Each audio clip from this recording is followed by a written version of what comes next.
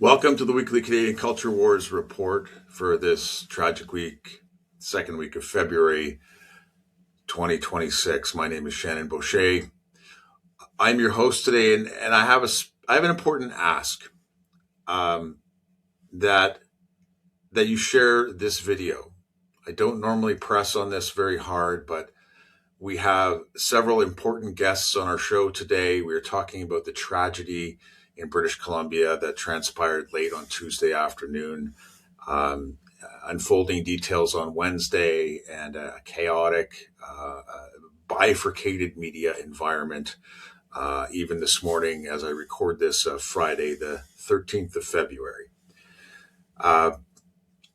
Melanie Bennett's going to join us today. Melanie is a co-founder of this channel. We began the channel as the weekly Canadian Gender Wars report several years ago when there was no media in Canada really speaking about this.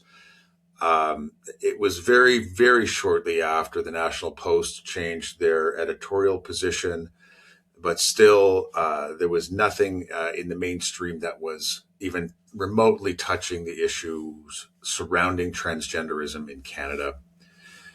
We have this deadly shooting in Tumblr Ridge.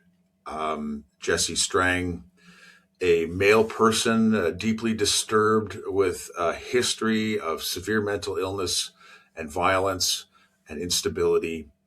And we layered trans on top of that.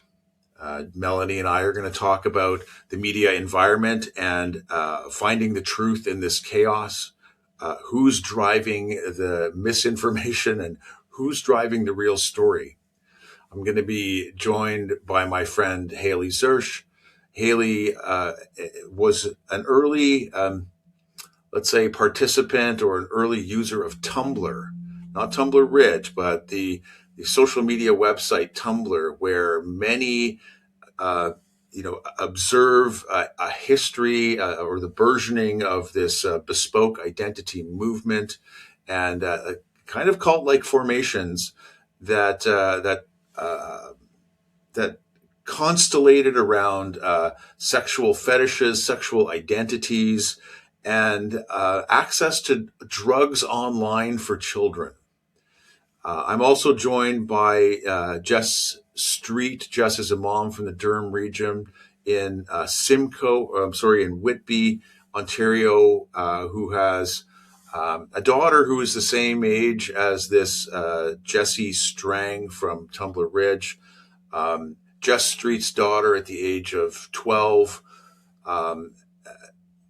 was the victim of mind manipulation by an activist teacher and ideological administration in her school. She was convinced that her parents were evil, that she was trans because she was a tomboy. And,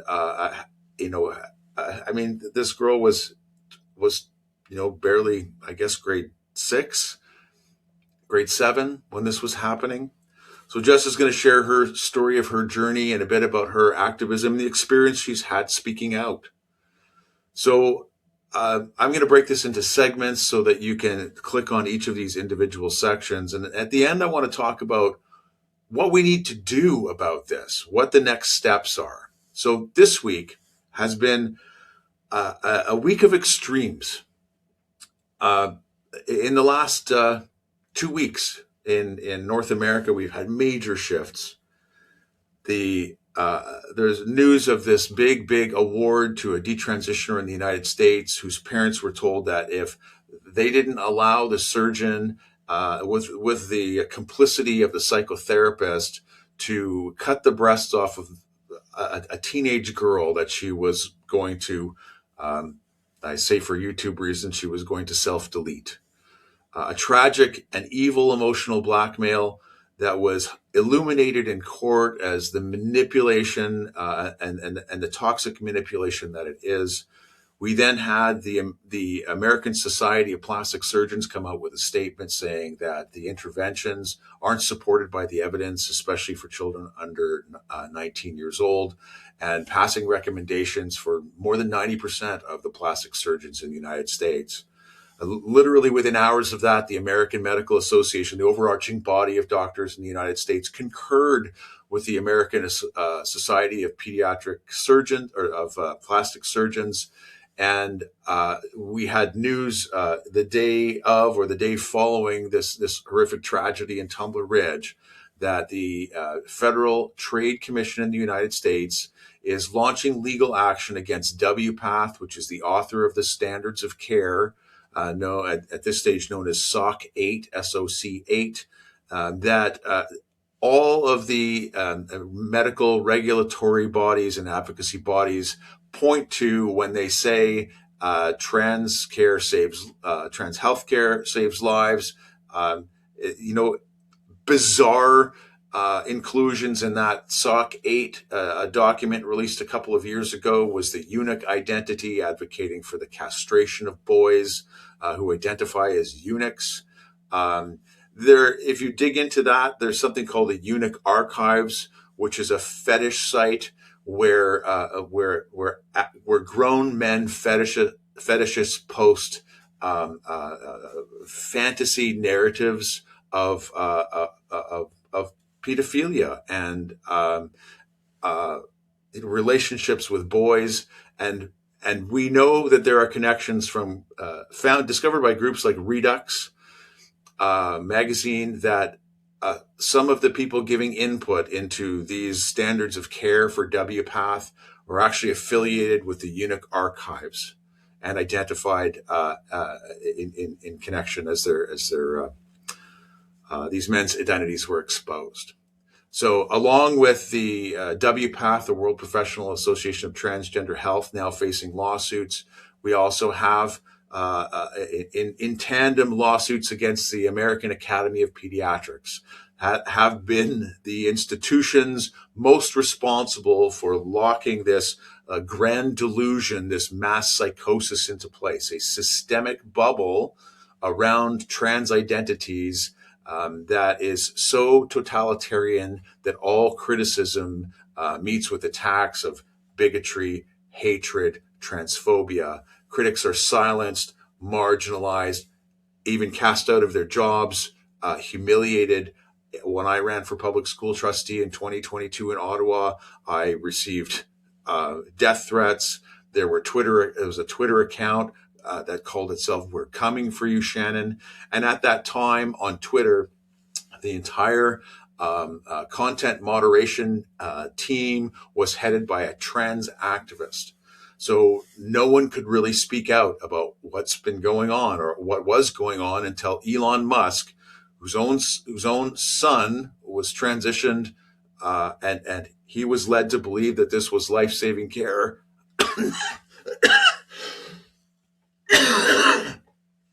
Until he realized just how deceptive and how manipulative and how dangerous these practices are. So make sure you like the video.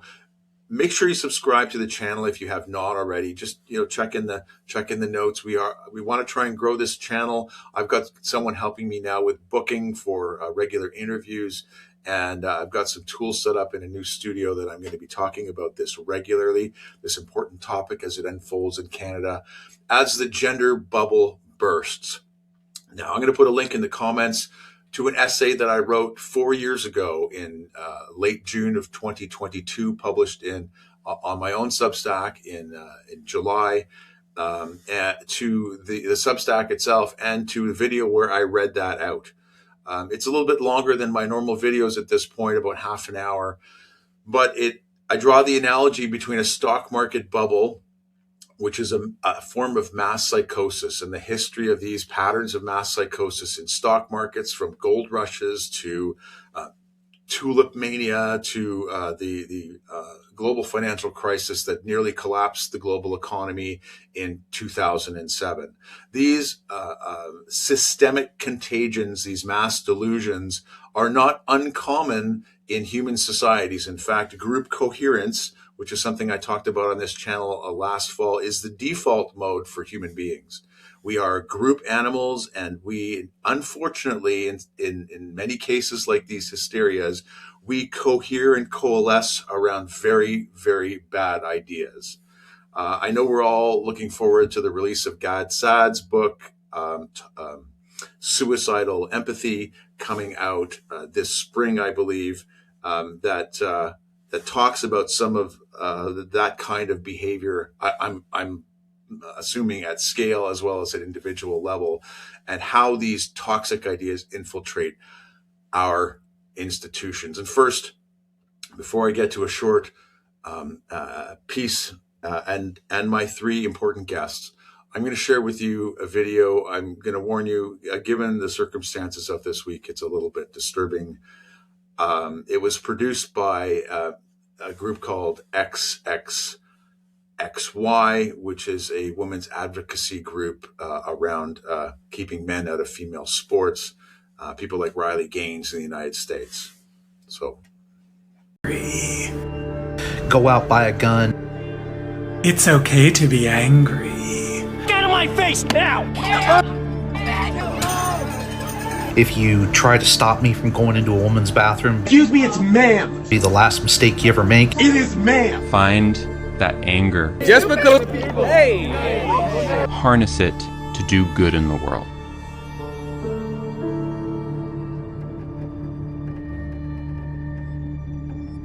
This anger You're done, man. We can just make a fucking batch and say that some of us fucking well. Anger is probably my primary source of motivation.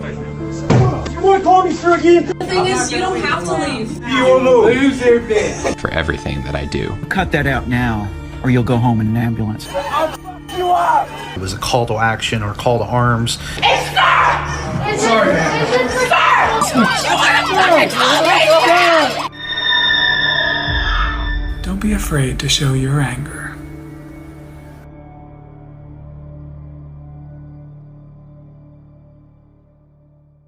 Hey! for years, people have been saying that the transgender cult is a violent, misogynistic, totalitarian movement. It trucks no disagreement, no questions. And it's built on a foundation not only of lies, but of powerful, psychoactive, mind-altering drugs. Exogenous sex hormones change not only physiology, but brain chemistry. And I'm going to read a piece here that I'm calling a deadly cocktail. Now imagine someone is popping a pill to steady their mind. Say it's fluoxetine or sertraline or any of the everyday SRIs that we think about. Prozac, for example. SSRIs, selective serotonin reuptake inhibitors. It makes most people feel calmer, but there's an unlucky few that for whom it flips a switch, and instead of quiet, they get wired, they get restless and pacing. Some even like their skin is crawling. Doctors call it akathisia, which is something that Jordan Peterson suffered from because of a type of antidepressant. And there's an inner storm then where every second feels unbearable, and sometimes it spirals into dark thoughts and even violence. Studies back it well. There are things called black box labels on some of these antidepressants and mood-altering drugs. Early SRI, in the early weeks of taking an SRI, agitation can spike, suicidal urges in vulnerable people, violent thoughts, and it should be enough to make people pause. According to a friend of mine, and her own experience, where she manifested severe symptoms of a psychological illness that was, I believe it was initially identified as a bipolar issue. As it turns out, it was a side effect of the SSRIs that she was being prescribed. And doctors don't order genetic profiles to identify the people because they know how this works. They don't order the genetic profiles before prescribing these drugs.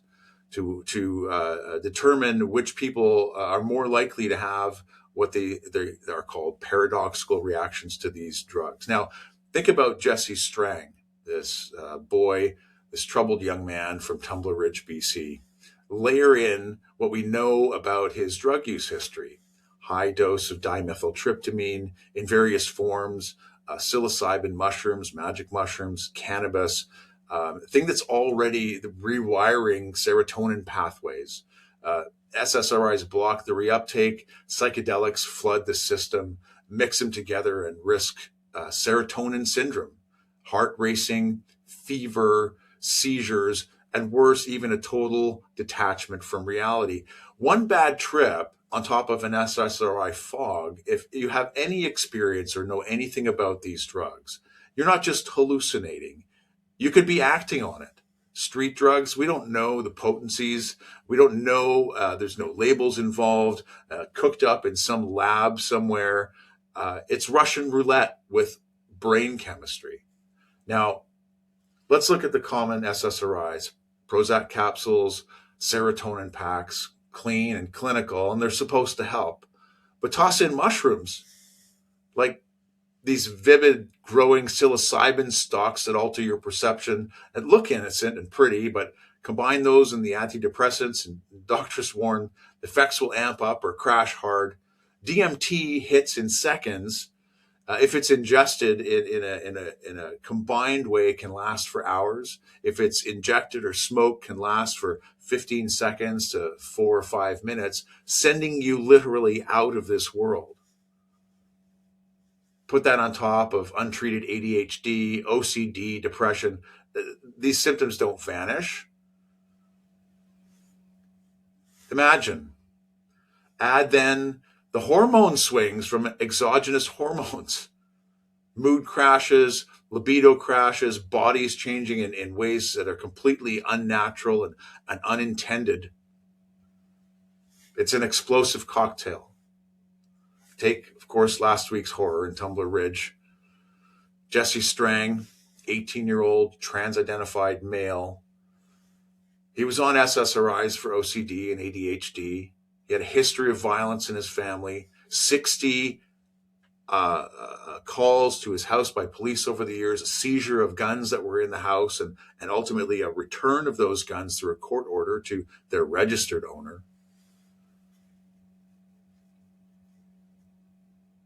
The affirmation model only doesn't do a deep dive into the chaos. Lots of times doctors prescribing various prescriptions for mental health conditions aren't talking with the doctors prescribing hormones. Hormones is automatic information. You identify as trans, here you go. And then there's the fix, that the assumed fix anyway, that all of these underlying things, the depression, the anxiety, perhaps suicidal ideation, the manipulative behavior, all of these things, it's because a child isn't properly affirmed in these medical models. And it's believed to be a magical cure to all of these things to make them go away, but it doesn't.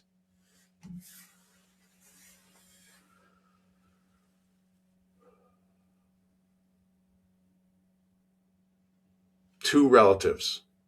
He murdered his mom and his stepbrother and 7 more children at the high school. Including him, 10 lives lost. Self-inflicted end himself. All this stuff isn't causation, right? And lots of people want to blame SSRIs for these mass shootings. And I believe that there is a correlation. It makes sense from what we know about the pharmaceutical industry that they wouldn't want to study the causation or relationship between mass shooters and SSRIs. They're not going to fund that kind of thing, because if they do, and it was discovered that the violence that can be unleashed through these deadly combinations of drug cocktails could imply that they're responsible for some of this wave of mass shootings in the last 25 years in the United States and around the world. We all love simple answers. It's the guns, it's the trans, it's the SSRIs, but the truth is messier. And Our brains aren't Lego sets. We're not mechanical systems where you can, move parts around and adjust levels without changing everything else in the system. One drug tweaks serotonin, another blasts serotonin, major hormone shifts, everything else. It just pile on top. They pile on top of untreated mental illness because therapy, what we understand from Bill C-4, is a violation of human rights. It's a crime punishable by 5 years in jail called conversion therapy. The entire trans activist movement, that violent, aggressive, totalitarian, abusive, misogynist movement, doesn't want any gatekeeping. No to them is a violation of their human rights. Slow down to them is transphobia. Let's talk about this is bigotry. I'm not completely anti-med, but blind faith in this, I think it's deadly. We need real screening. We need a sane model of what we're calling the gender care. We need gatekeeping. We need boundaries. We need to treat the underlying issues of these so many children about whom we know that the majority have significant underlying mental health issues like OCD or mood disorders, in many cases neurological developmental disorders like autism. We discovered from the Tavistock Clinic years ago that more than half of children who were funneled through the affirmation model in the now condemned and closed infamous Tavistock Clinic were on the autism spectrum disorder, at least in the moderate range.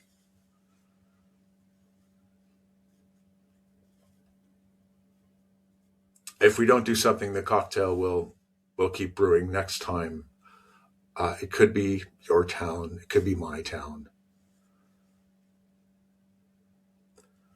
We need to change how we're dealing with people, especially children who identify as transgender in Canada. My name is Shannon Boucher. Please like this video. Please make a comment. It helps the algorithm to move us forward so we can get our message out. Please share it. Talk to people about this.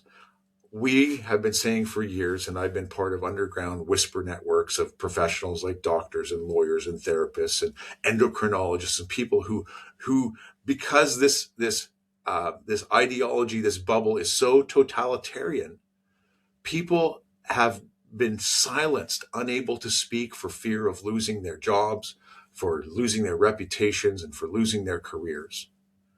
If you're able to talk about this, like my guests are, that I'm having today, please talk about it. Please express your concerns. We cannot, I hate to say it, we cannot tolerate these totalitarian bullies who are pushing lies in our institution and trying to silence everybody else who raises a question. My name is Shannon Boucher.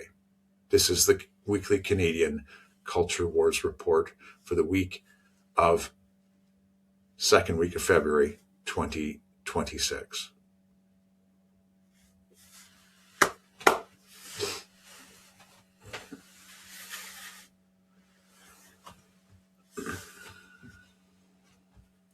Please stay tuned. Up next, I'm going to have Jess Street with me, Durham Parents United. Oh, wait. Please stay with me because up next, I'm going to have Jess Street. She's the founder of DDSB Concerned Parents. That's a Durham region parents group. Jess has been one of those parents like me who's been able to speak out openly about this issue for years, calling for change.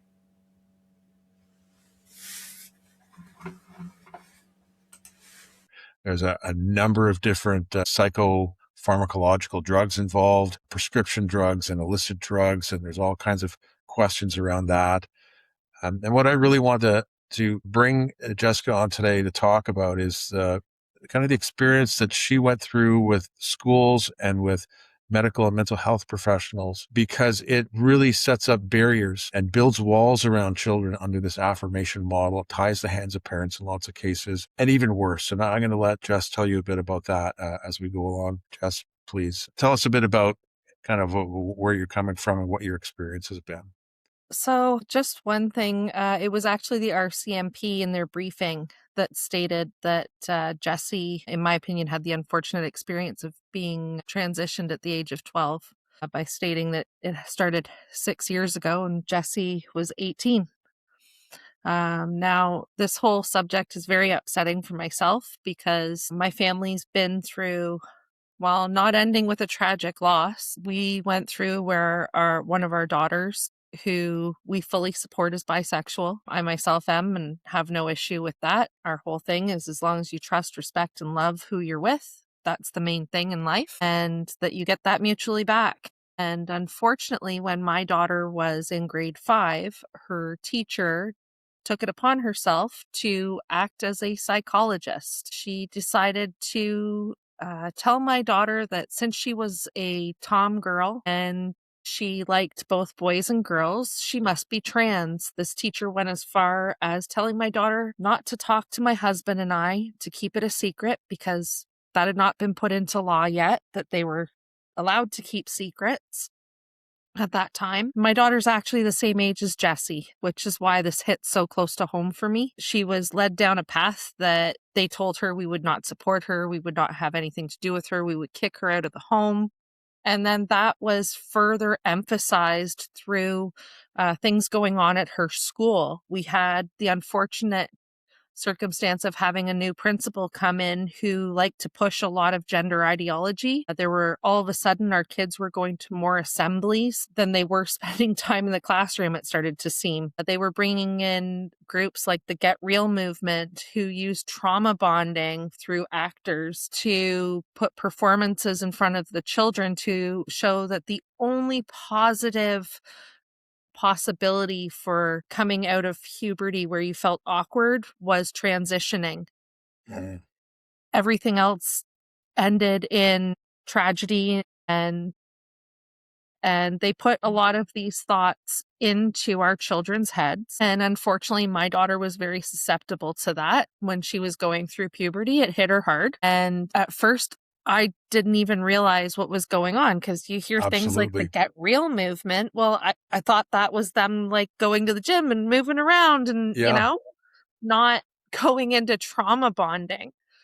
And so, can you kind of unpack for viewers who might not understand what trauma bonding is, and maybe give an example, because you're really onto something that we're not talking about very much. And another guest in a segment here, Melanie Bennett, can talk a little bit more to that because she's a school policy researcher. But please.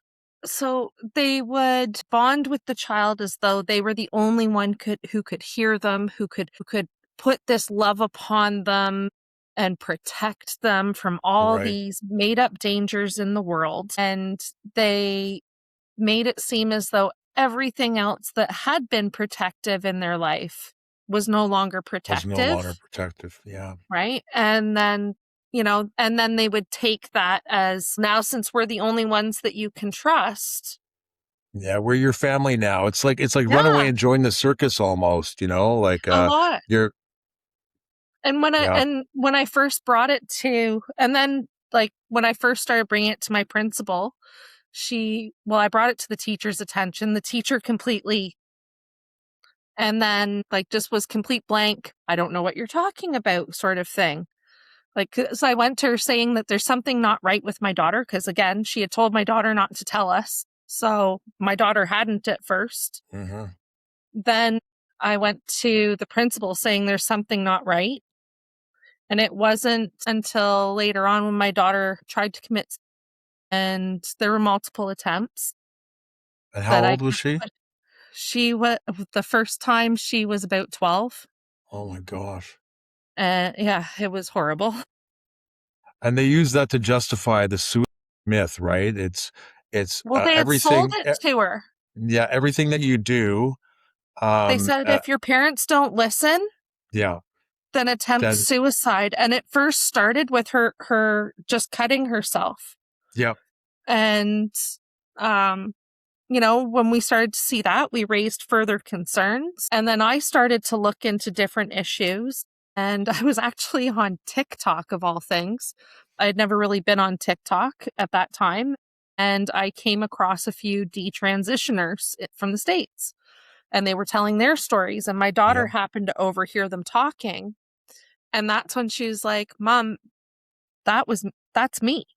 Like, that's what my teachers are saying to me. That's what they're doing with me. And that's when all of a sudden everything started coming together. And she realized what they were actually doing to her. And we started to research and look at more things together. And it was absolutely heartbreaking because, like, even when I went to the school administration, when I went to the school board, they tried to silence me. They tried to tell me that I was against their human rights policy for me to even question things. The legal threats, the lawfare, the bullying by the teachers and the administration. I mean, how far did it go? You told me some kind of frightening stories about this, the social implications, the impacts that you've experienced because of this. Well, so I was one of the organizers for the Million March for Children in Durham region. I was also the MC. And they went as far as, like, for the Million March for Children, they had activists coming out after us. We had just under 3,000 people take the day off work and were standing out on the sidewalk in front of the Durham District School Board that day. Not for what, unfortunately, third-party organizations were trying to spread and the unions were trying to spread. Yeah. We were there for parental inclusion, age appropriateness, and neutrality in classrooms and schools. Yeah. And they didn't want to acknowledge that. It went as far as all of our municipal mayors put out hate letters against us. Standard playbook. Yeah. I've had stalkers online. I've had people threaten me online for even suggesting that children should not be medically transitioned. I've had people stalking my house and taking pictures of my vehicle because they don't like me saying that this is wrong. And they don't like hearing our story. Yeah. I want to share with viewers, I have something of a similar story, and I won't go too much into depth because of it. I was, Jess, you're raising your kids with a partner, and I was divorced from my ex-wife, and then my kids were being raised in two households. And so what happened to me was that that had a double layer of alienation that came into play. And my daughter cut herself out of my life at the age of 15, and I had no idea why. It was one day to the next. It was, I can't live here anymore. I'm not safe. I can't be my true self. A bunch of very scripted things. And then, we had an incident, in 2021, and my daughter was communicating to me that if you don't affirm me, like kids like me will themselves. And so you must want me to kill myself because you hate me. And this is the narrative that's spread. We did some research into online spaces, but this is what I found out. This is a systemic problem. We talk about things like cutting, eating disorders, even the TikTok ticks from a couple of years ago as social contagions. Those are really isolated, and they don't have the power and enforcement of the state and culture behind them. Which is really terrifying. Jess, I would love to talk with you more about this. I think there's lots of parents who are concerned and have questions. I'm going to suggest that you search the history here on Canadian Culture Wars Report.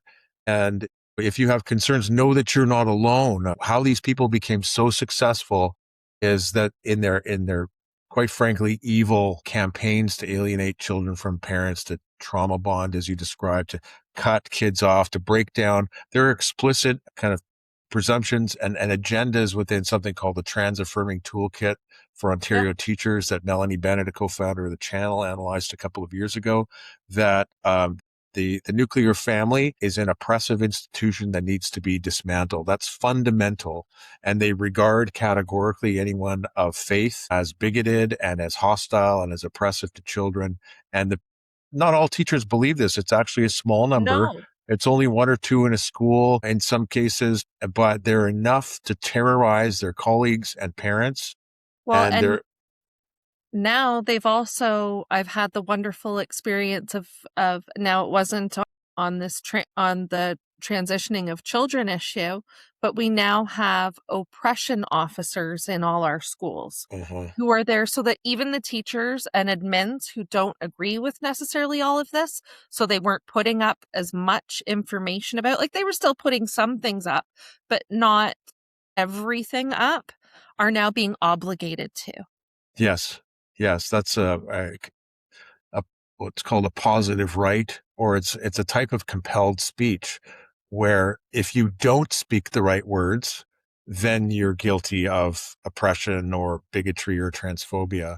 It's very much like, and I've likened this in a recent piece at Juno News, to living in an Eastern Bloc country like Czechoslovakia in the 1960s. Everyone lies about everything all the time. Everyone's ratting each other out. And the people that are, in order to get by, you just have to kind of accept the field of lies that you live in, keep your head down, make the signs and symbols, hang them in your window in order to avoid the kind of harassment and targeted bullying that is socially enforced at a broad scale. Definitely. We've had when we've gone and tried to speak up about these things, or we've had rallies or things like that on occasion, we have had union aggressors show up. And I'm so thankful that the Durham Regional Police Services, they actually looked into the information about the unions and things like that and whatever else. Oh, that's and terrific. they I didn't now know that. understand a lot of what's behind it. And they're now upholding the right to protest and the right to rally legally, not illegally. And they stopped these people when it came down to it. And I'm thankful for them for that. Now, I don't want to leave viewers without a little bit of positive news. Your daughter seems to have come through this. Can you? Yeah, she's doing wonderfully now. She's going to college. She's living her life again. She still has a bit of anxiety here and there, but you know what? She's, compared to where we're a million miles above that point. And I'm so very thankful for it. And it's because we were able to have that opportunity to shut out all of the other stuff that was coming in and come together as a family and show her that she's loved and that we do support her. That's heartening news. And I talk to more and more parents who have come out the other side.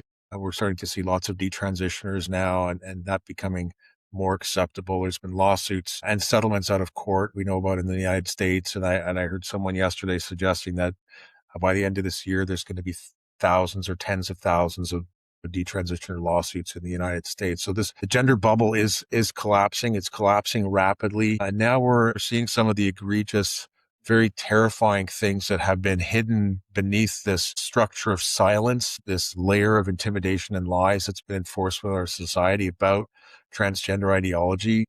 We're going to have a reckoning over the next several years as a society. Jess Street, I want to thank you for joining us today. Not your first time on the program, and I expect it won't be the last. I really appreciate you sharing your experience with parents across the country, and very happy to hear about your daughter. Thank you so very much for having me. And again, my heart goes out to all those poor parents in BC.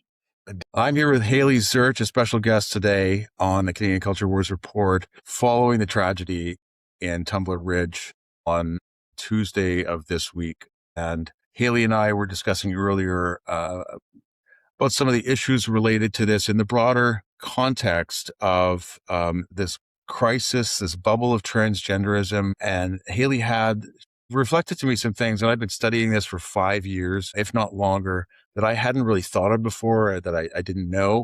So Haley, I want to give you a moment. You're a member of COSBAR. What does COSBAR stand for? COSBAR stands for Canadian Women's Sex-Based Rights. It was just the easiest way that they could turn that into an acronym. Yeah. They focus on 7 issues that are specific to how the trans movement essentially affects women. And yeah, I've been with them maybe since late 2021, I want to say. Like, that's when I officially became a member, but like I was, tangentially involved for that period of the year. Okay. Yeah. My experience was COSBAR was really a fledgling organization in 2021 when I was starting to look around for resources, and not surprising to me that that would be the time period that you came online. I want to say for viewers, I'm not asking Haley to be a spokesperson for COSBAR here. She's a member, and so she's not scripted as to the 7 areas of focus that COSBAR is engaged in. I would share that COSBAR has launched, I believe, a charter challenge around women's sex-based rights, if I'm not mistaken. And you can find more information on their website, which I'll post in the link. It's a women's advocacy organization, and that's actually how we met, because I joined a number of different COSBAR events locally, and Haley and I became friends, and I appreciate her taste in international cuisines. Haley, we were talking today over lunch, and you mentioned that, well, you first encountered trans some years ago, maybe 10 years or more ago. Can you share with us what your, like, how did that come onto your radar, and what were your early experiences? Okay. So, yeah, I was initially introduced to the idea of like gender transition and being non-binary around the time when I graduated high school. So that would have been close to 2009, 2010. And then, it was just kind of like a quiet thing in the background. For people like me, like in my age group, Tumblr became extremely popular during that time. And so the more people that were flooding Tumblr, the more I would start seeing posts about being non-binary or like wanting to transition. This would come up on Reddit too. Yeah, I think around 2015, 2017, I ended up in a relationship with someone who also ended up transitioning while we were together. And what initially brought you in those spaces? You talked earlier about seeing, kind of this furry culture and this anime culture in those spaces at Tumblr and Reddit.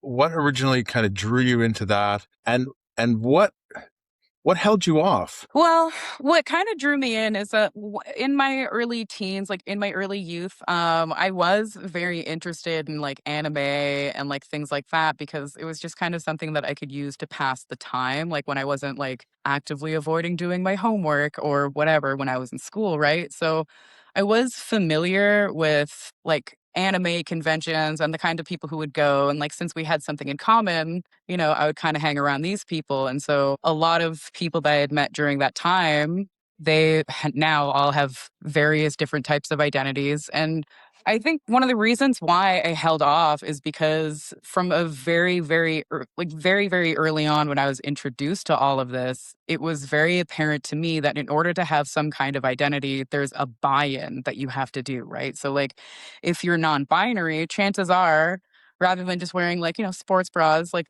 most lesbians do, you're probably going to end up buying a binder or like some kind of chest shaper or something along those lines. Or if you're transitioning from female to male, you're probably going to end up buying a packer. And then there's all of the other aesthetic based identity related things like, oh, well, I also need to dye my hair. I have to get all of these piercings. I have to get this kind of makeup to either feminize or masculinize my face. And to me, as someone who had been around people who were actively selling pyramid schemes, I'm very distrustful of a buy-in, right? Like, it doesn't make sense to me that I would have to have any kind of buy-in just to be exactly who I am. Fascinating. So tell me a little bit about, I mean, no one really understands the furry thing or the anime thing unless you've really been in it. Like, what is this?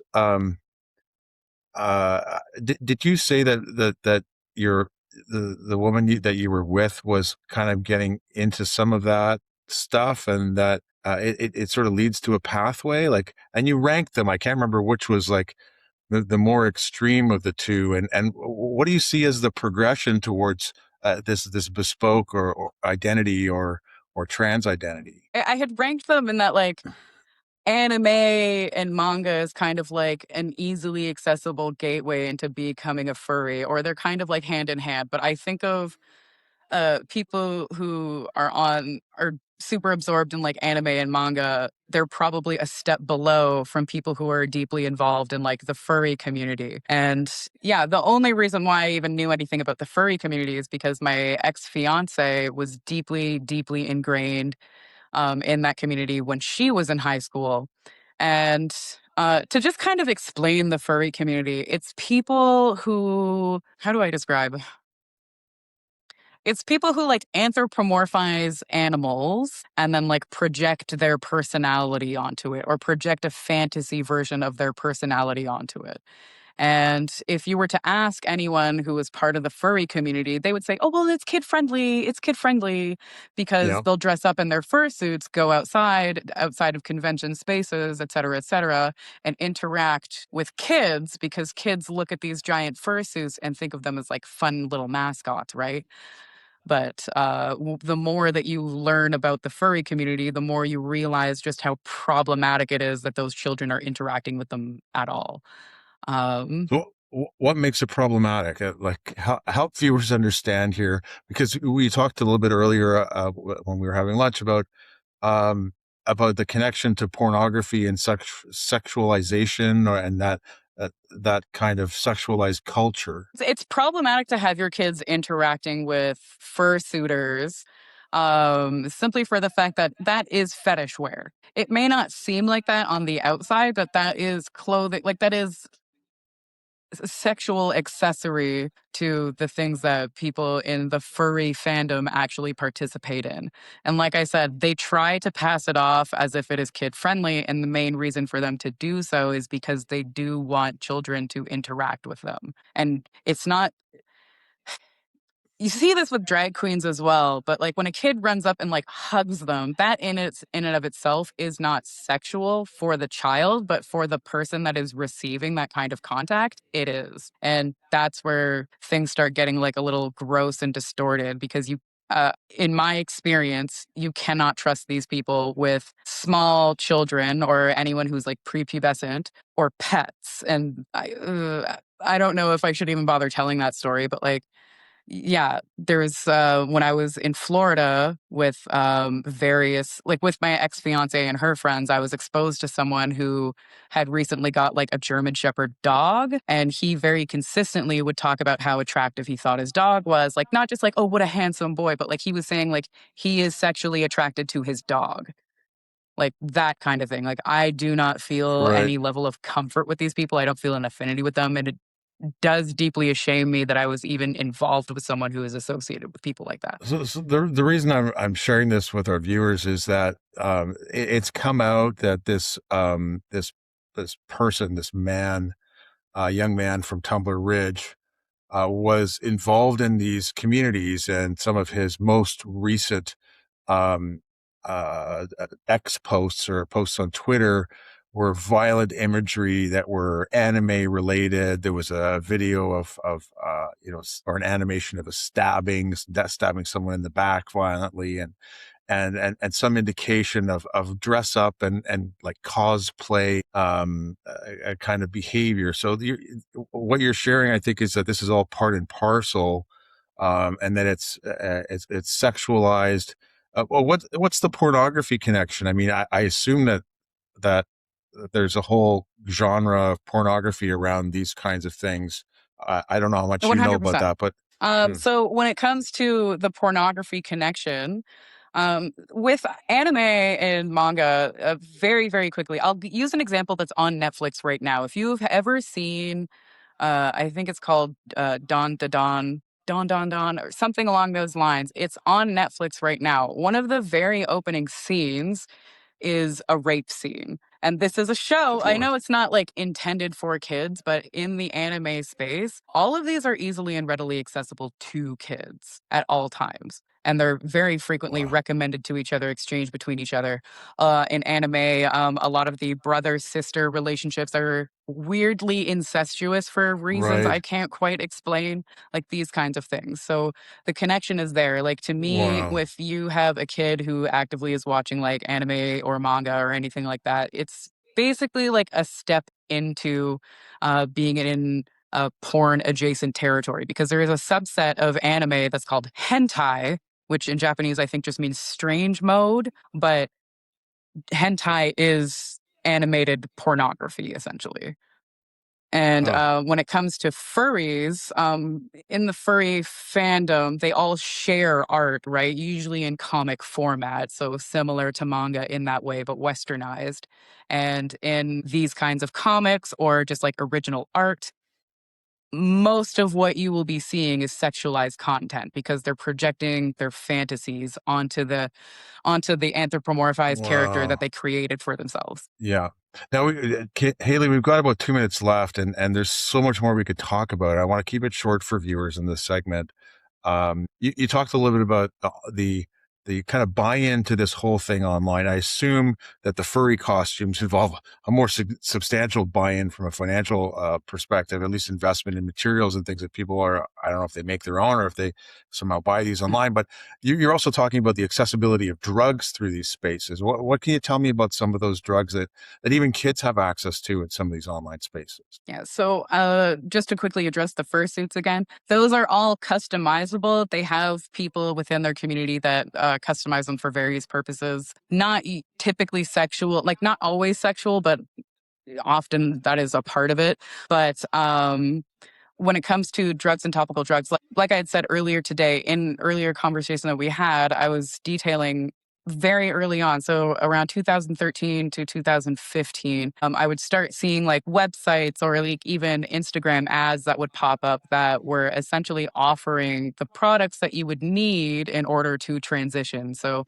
as I was saying earlier, like hair dyeing kits, packer kits, or if you're male, they would have like tuck tape, all of these kinds of things to kind of like conceal and obscure your natural body shape. So like binders, chest shapers, various things like that, like those would be involved. So when it comes down to drugs in those same spaces, you would be able to access testosterone in various forms. So there was pill form injectables and topical creams, which the topical creams really bothers me because there is the high likelihood that you'll accidentally dose any person that you come into contact with. Right. So one goes through a medical transition and another goes through it inadvertently if people aren't careful. Wow. Yeah. Haley, I hope there's a chance for you to come back on and share more of your perspective on this. And, maybe we could talk a little bit more about Cosbar at some point. This is really, I say topical, a different kind of topical, of course, because of the tragedy in Tumblr Ridge, British Columbia this week. And I want to thank you for joining us today. Canadian Culture Wars Report. Yeah, thank you for having me. I'm here with Melanie Bennett, our friend of the show and co-founder of, first of all, the weekly Canadian Gender Wars Report some years ago. And she helped evolve that and was a huge contributor in growing the channel to where it's at. I remind viewers, as I said at the beginning, please invite you to subscribe to the page and like the video. Putting a comment in the comments is going to help drive this interaction, and I'd very much appreciate if you share this important content. If not, by sharing links with people and posting it on your socials. This is a topic of conversation across the country this weekend. Really close to people's tender hearts, the tragedy in Tumblr Ridge. Melanie, welcome back. It's great to see you. You're filming in my living room today, visiting Ottawa, and we've set you up in a kind of a temporary studio. And you've been busy with a ton of other stuff, so you're kind of following this tangentially. But someone close to you at Juno News, and you've got some, you get news before the news. Cosmin Zerge, the editor at Juno News, has been the leader in the world on this story. I understand he was on Glenn Beck. Can you give us a kind of a summary of what happened and how Cosmin positioned himself at the lead of this story around the world? Yeah, first of all, always a pleasure. Love being in your sitting room. And yeah, so what a week to take off on holiday to go to Ottawa. I am not in my home area of the GTA. I've come to Ottawa for a parliamentary meeting completely unrelated to anything. And the story that broke internationally this week, the shooter in Tumbler Wells, British Columbia, happened while I was away. And obviously I work for Juno, and so I see what's going on in the Slack, and I knew what was coming before it was coming. So it's been interesting to watch but not participate in it. My boss, managing director Cosmin Zerge, essentially did a journalism. He did what we are supposed to do when we look for information, when we seek to find answers to questions that we might have about a story. He stayed up after he put his kids to bed, and he started fishing around for details and tried to talk to people, and that's exactly what he did. And broke the story that the shooter was a young male who was identifying as a woman. And it's been going crazy ever since then. Juno also broke the story that the names that were being used were not the correct name. So Dutch name. Sorry, I'm not Van. Do you know the last name? Anyway, it doesn't matter. The point is, Strang is the name that Cosmin I found associated with this kid, but the media has been using this other Dutch name. And so once again, Cosmin and the team asked questions, found the shooter's father, spoke to him, and found that, the media is even reporting on an incorrect name. So again, just doing basic journalism, asking questions like what, where, when, why, how, right? And here we are. Indeed. The name the media, the first name that I heard that broke was Jesse Strang or Strange, or I don't know. It seemed odd to me. A lot of trans-identified people use monikers that are, kind of get the sense that they're slightly made up, and I wasn't sure about that. So it was Strange without the E.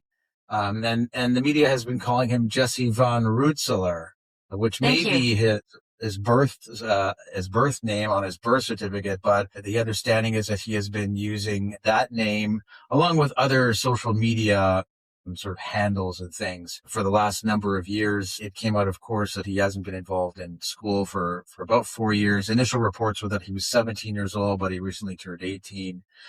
In the immediate aftermath, as the news was breaking, there was, in any case like this, was lots of confusion. And it came to light kind of quickly that there's a Chetwynd chat. Chetwynd is an adjacent community or nearby community, relatively speaking, when you're in northern BC.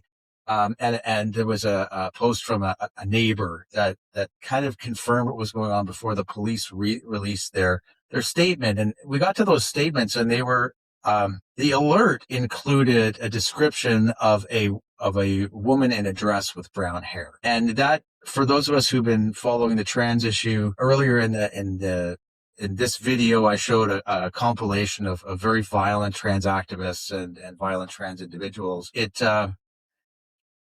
very sadly not surprising at this point that there's this scale of violence, because, well, help me, Melanie, because, we get this genocide narrative, right? We're genociding trans people. Trans people are the most victimized people ever. Rising hate, and all these organizations. We've had this repetition of words of violence for a long time, and anybody who dares to question the prevailing narrative is engaging in violence. The problem is that when you have a protected, so-called marginalized community that view any criticism as violence, we're talking about words here, it seems to be quite common for them to also see it as legitimate to engage in actual violence against the words that they perceive to be as violence. And I have a lot of sympathy right now so there's a bit of talk about how the trans element of this story is being overblown. And I can sort of empathize with some of that sentiment, because let's be really honest, lots of children have just been killed. It is absolute tragedy, including the family of Jesse Strang. So I do understand, but nevertheless, I do think there is a connection here between young people who are attracted to an ideology that encourages violence, that celebrates violence. I think that we need to talk about that. I think that there are a growing number of incidents, violent incidents, that are coming from people who either are trans, identify as trans, or who are allies of the trans community. And we think about things like Antifa, or about even the Million March protests that happened in 2023, where in Victoria they had to take, I think it was Megan Murphy off the stage from speaking because of some violent activists who are rushing the stage. So there are links. I think we do need to talk about them. There might be an argument for maybe to hold off a few days and then go back on the case for whatever reason. There is an issue here. I think we simply don't know what that issue is. Is it medication? Is it an issue, where there's a lot of talk about mental health? That could be a factor within this equation. But it could also be a certain type of personality that is attracted to an ideology that is affirming everything they want affirmed. So we just don't know. And until we're able to talk about it in this country, this stuff may happen again. It could continue to happen. It certainly happens south of the border. I believe, I remember several incidents from the last 2 years where there have been mass shootings at schools that were perpetrated by people who who identify as trans. So yeah, we need to talk about it. Absolutely. Or trans adjacent, right? So the murderer of Charlie Kirk was in a relationship with a trans identified individual. And my understanding at this point, and the trial's going to be public if it's not ongoing already, was kind of acting to defend the love of his life. Valiant, misguided, deadly. We need to talk about the allies. The allies are included within, whether it's either identify themselves as trans or allies, because it's seen as a virtue to defend at all costs. I mean, we see these images, these memes or stickers or t-shirts where we're talking about protecting trans kids that contain knives. Now, what message is that getting across, right? Well, so to deny that is... Our very own Ottawa Faye Johnstone, who is a longtime activist, Queer Momentum, and a number of other organizations, probably the individual who receives most funding out of anyone in Canada per capita, I guess you might say, for this progressive trans activism, wearing the knife shirt, leading the Pride Parade in Ottawa and in other places. We see ministers in the BC NDP wearing the same shirt. Minnesota, either Congress, state Congress or state House members pictured with the same shirt. It's very common. Protect trans kids with a big knife on it. This is not idle. This is not, it is what it is. When, tell you what they're going to do, I think we should take them seriously and to advocate for violence in defense of these so-called marginalized communities. Now, I'd have to check this. I thought there was one death of a trans-identified or non-binary person by violent means in Canada in the last couple of years. But in the last 10, that's the only one. There's a lot of narrative that claims that trans are the most victimized people in the world, that the highest percentage of murder. And actually, when you run the statistics and look at how those studies are conducted, it's upside down.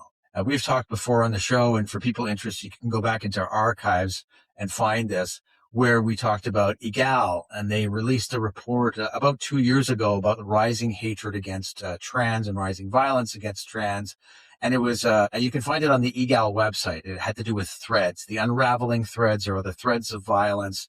And they put in a number, it sticks into my mind, something like 2,314. It was in the low thousands, claiming that these were incidents of reported violence against trans people. And then when you go into the documentation and the footnotes, what they're talking about is mean tweets, and reported crime. So there's a big difference between a reported crime, a crime that there's charges laid for, and a crime where there's convictions for. So we're talking about reported crimes.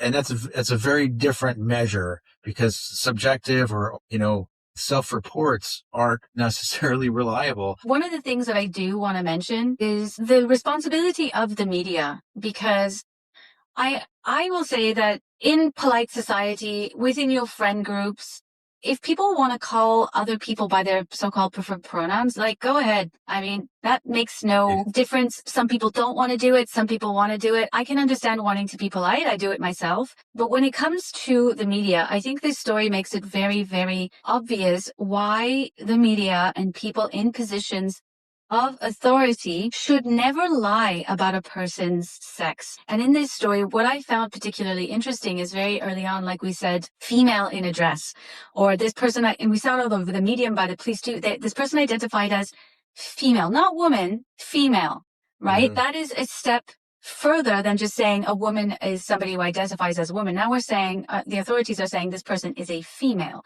And so if you are on the lookout for a female and you see a tall, 6 foot shelter in place order, and you can't properly identify the person, so I think that's something that yeah, that's really highlighted the issue within this story. And one of the things that, what I try to do whenever I write about somebody who identifies as trans in my reporting, I always use the correct sex pronouns, because it's a habit that people need to get out of, and they need to get into actually telling the truth in the media. Because what we do when we're communicating information to people is one thing, socially is another thing. But yeah, I just really, really wanted to mention that, because I think if we get into a habit of lying to the public, how are we going to protect the public when things like this happen? Exactly. There's two things that I want to touch on before we close out. We're into a fairly long episode here, and I know our viewers are thrilled to have you back on the channel, Melanie. It's great to, have a conversation with you about these things again, because you have such a, you've got a depth of political understanding, a background behind these issues and queer theory and all these things. And I'm going to touch next on an ex-user, Andy Brook. His X handle is at @DBrook with an E. L as in Larry, M as in Mother, STN. So LM Station. As a former retired RCMP, being retired, I'm no longer bound by the RCMP Act and regulations, meaning I'm free to comment under Section 92 or 9.2I below. Canadians hold the rightful expectations of the RCMP. This statement is both unsettling and disturbing, incalculably magnified by these unimaginably horrific events. Unsettling in that it contains a discernible, in quotations, first and foremost submission to gender politics. It comes across as insisting on deferring to the deceased suspect. Disturbing in that by doing so, it ends up eclipsing its intended own messaging, and in turn, the victims, and by extension, the entirety of this small, tightly knit and now grieving community, are relegated to something lesser. In closing, the suspect was not a gun person. The gender primacy permeated even the Police Emergency Act at its very outset by stating female in address. Such information is dangerously misleading. A man committed this crime and not a woman. And then he goes on to, quote the regulations that he's under, and talk a little bit about it. And he's posted the press conference of the RCMP officer talking about gun person and getting into an engagement with a reporter who's asking about the identity. And I found it so bizarre. We're waiting to release details of the identity of the gun person. Apparently this is pointed. Well, it's the same thing within education. It's the people feel that they can only really start speaking out about how crazy some of these policies are, these identity politics policies, and the consequences of those policies once they're either near retirement or retired. And it's once again an RCMP officer, right, who is retired, who feel like now he can actually speak about how crazy some of these policies are. And so when the police at the press conference is talking about the Jesse Strang and saying we will respect their preferred pronouns, they're following protocol. But I'm glad this person spoke out, and I'm glad they're sharing this information with the public. I think we're going to see a lot more of this in the coming years, because I think we're starting to see some of the policies from 10 years ago really come into fruition now. And unfortunately,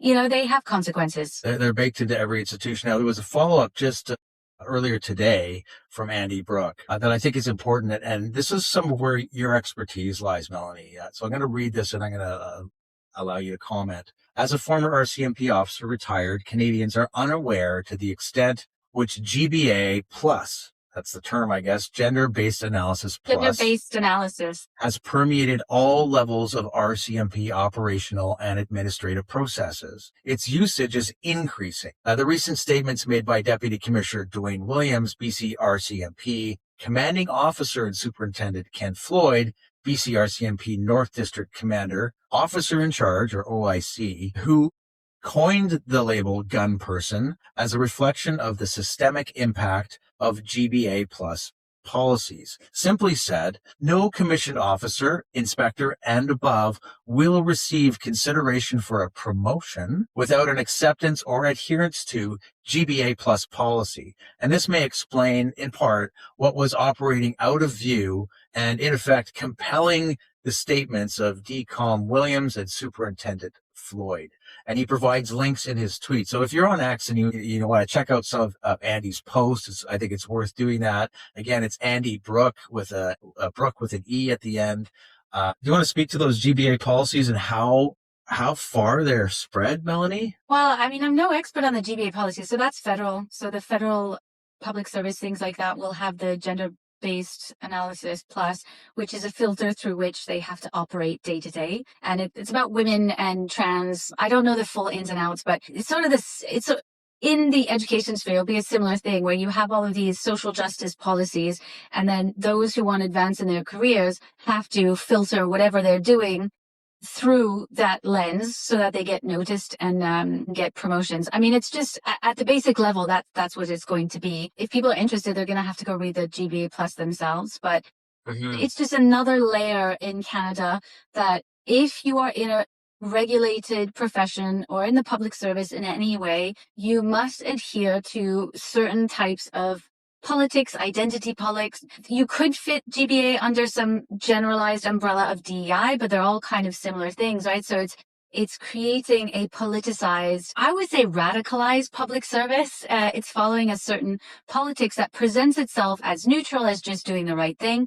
But it has, like I said, it has consequences. And we are going to see an increasing amount of this. Like person pointed out, it's increasing. I certainly see it increasing within the education sphere. And we don't know what the consequences are going to be. But we also know that people have been warning about these consequences or potential consequences that are foreseeable for anybody who's thinking through the meaning of what this could do, these policies could do, this ideology could do. Thankfully, well, I hope, I mean, we don't know, but I hope that naming Jessie Strang as female didn't cause more harm than identifying. We just don't. I don't think it did in this case, which is thankful, but you can see how that could cause a problem down the line. It could confuse people. It could stop someone from being caught that could have been caught earlier. There's all kinds of examples we've seen in the last few years. One of the outrageous ones was, and maybe I'll slice a picture in here, of a man who assaulted a woman in a women's rape shelter. He was identifying as a woman seeking shelter in a women's rape shelter. I think he was the same guy who was taking pictures of selfies of himself in the mirror while masturbating. And he crawled into bed with a victim of rape in a rape shelter. And the police posted a picture, police seeking woman in sexual assault. And it couldn't be more clear that this is a man.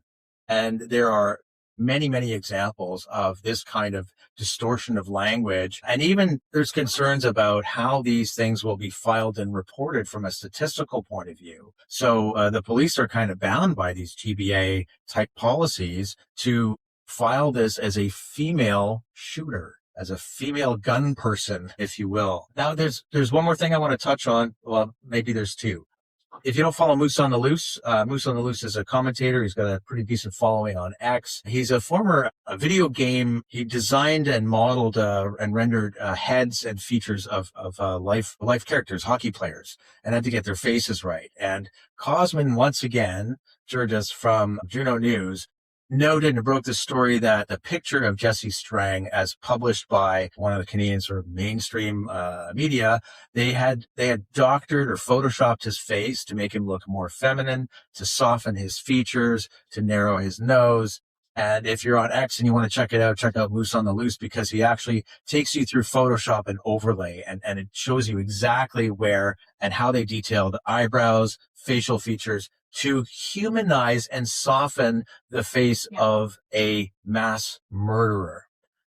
It bends the mind here. I have unconfirmed reports that that was listed as one of the victims, no shooter, but listed as one of the victims in some reporting and police documents. We saw Reuters, the Canadian Newswire, talking about the female shooter, and we're just getting piled on around the world from media abroad for this completely bananas failure to report facts and reality in our news. As we close off, I want to just end on this. You mentioned Reuters, who I don't know if they're racial, but they've certainly got a community note on X for Reuters being one of the largest, most well-respected news organizations that people rely on and believe to be factual and just the top of the top. But they called Jessie Strang, or they referred to Jessie Strang as a female, not a woman, but a female. And there you have my organization, Juno News. We're not huge. We're not international. We get panned all the time in Canada. We get called misinformation. We get called far right. We get called everything in the book, but we do not take any money from the government. We refuse to take a single penny from the government because we want to represent the people.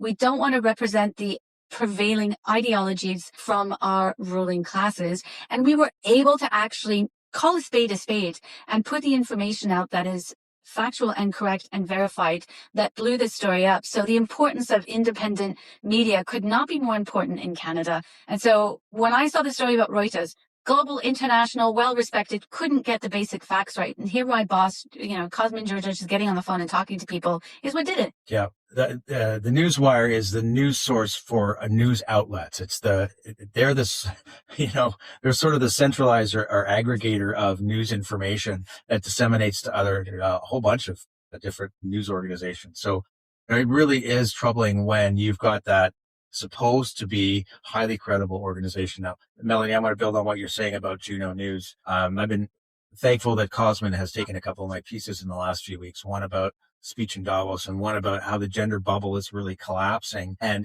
we see it accelerating this week. So if you're not a subscriber to Juno News, please take the time to check out their website. It's very nominal. I support independent news, multiple organizations in Canada. I would much rather pay for Juno and others to support journalists and the work that Melanie's doing, the deep investigative stuff. And we've had a couple of chances to chat this week while you've been in Ottawa, and I'm just blown away by the stuff you're doing and really looking forward to the kind of content that you're going to be sharing with Canadians in the months to come.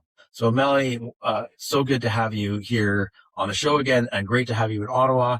And please make sure you like and subscribe Weekly Canadian Gender Wars Report. Thank you, Shannon.